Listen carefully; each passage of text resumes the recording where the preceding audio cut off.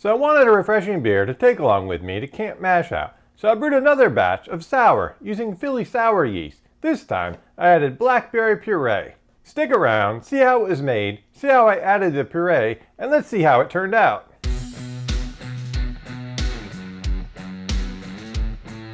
So hello, my name is Brent. So I want to thank all those that pushed the Cascades Homebrew YouTube channel up over the 1,000 subscriber marks. Thanks!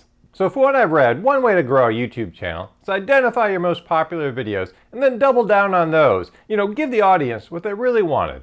So I took a look at my YouTube videos. Whoa! My last Philly Sour batch got the least views of any video on my channel. So maybe another video, I'm brewing a beer with Philly Sour yeast. Maybe that's not the best way to rake in money off YouTube, but that's not my goal anyways. So when I brewed the last batch of beer, I said, and then as far as the recipe, I'm really happy with the way this turned out. So I also think it would be a great, refreshing summertime beer, maybe with some fruit thrown in a secondary fermenter.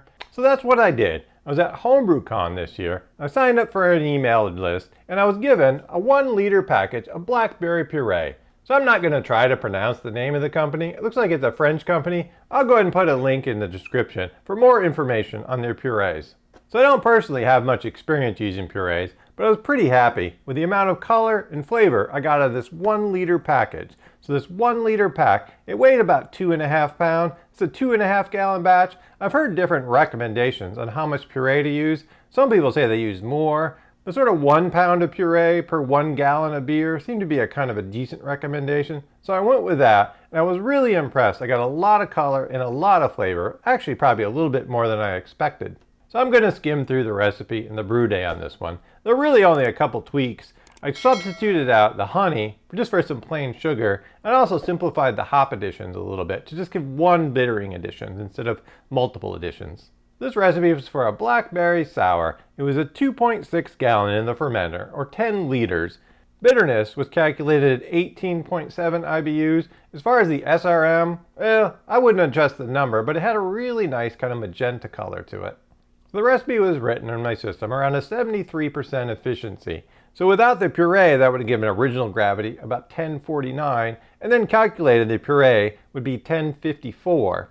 So depending on the final gravity, it would probably end up with a beer somewhere in the 6% range, which sounded about like what I wanted. I've seen some mixed information about how much gravity points puree adds to a beer. Since I added the puree into the fermenter, I didn't really take a good gravity reading of how many points I got out of the puree.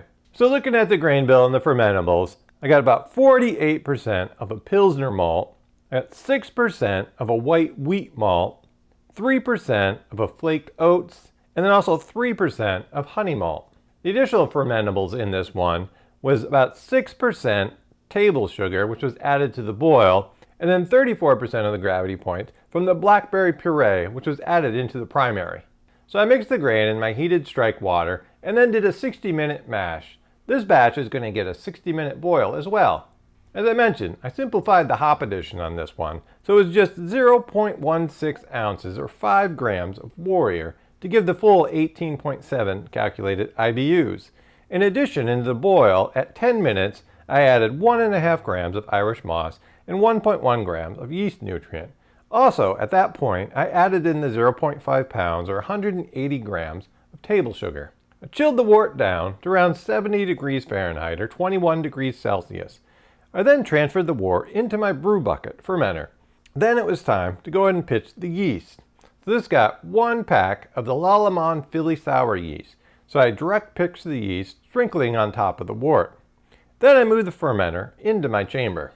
So the pre-fermentation pH read on this one was just under 5.3. I peaked in at about the 24 mark, and fermentation was looking pretty good. On day 5, I decided it was time to go ahead and add in the puree. Visibly, I could see there were still signs of active fermentation, but it had slowed down. So I poured in the entire 1-liter package of blackberry puree.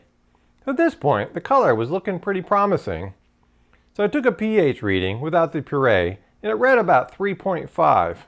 So here, I'll go ahead and put up on the screen a summary of the fermentation schedule. So based on my fairly limited experience with Philly Sour, it seems to be a fairly slow and steady fermenter, even at warm temperatures.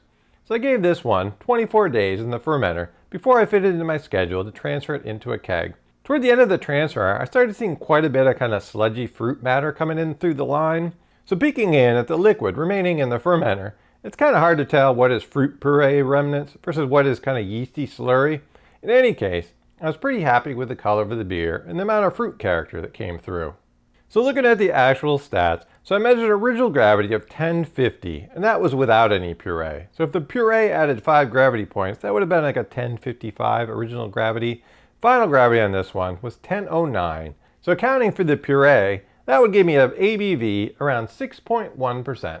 So I took another pH reading of the final beer. It came in just over 3.4. So about 3.5 is kind of the upper range of a sour beer. So I'd expect this one to be kind of slightly tart, but not crazy sour. All right, so there it is. That's how it turned out. It's a beautiful looking beer, a really dark kind of magenta colored red. So fruit beers can kind of range from, say, a little bit of a fruit character in a beer, say like a mango wheat, to something that's almost like fruit juice that you can't really tell it's beer. I was kind of shooting for something in the middle. I think I kind of hit that. I got maybe a little bit more kind of that fruit character than I had expected, but I think it's a nice addition. So the aroma on this one,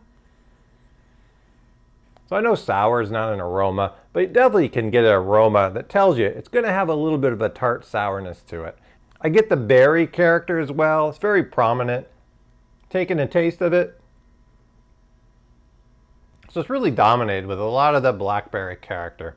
It's got a nice tartness in the background. So I don't know that Philly sour beers are ever going to be as complex as, say, like a mixed culture sour. Something with different bacteria, maybe Brett in there. But it's also much easier to work with. Sometimes I find with sours, there's a fine line between a really good sour and one that's really starting to push it into the vinegar or maybe into some of the other funky characters. So I think I was envisioning something with maybe a little less fruit character, maybe something that's a little bit more of a lighter bodied beer. This one you definitely get a lot of the fruit character in there. So I would say that this one turned out really nice. Kind of as I expected. That base beer was pretty good. Adding the fruit character onto it just kind of adds another level of complexity, another level of character to it.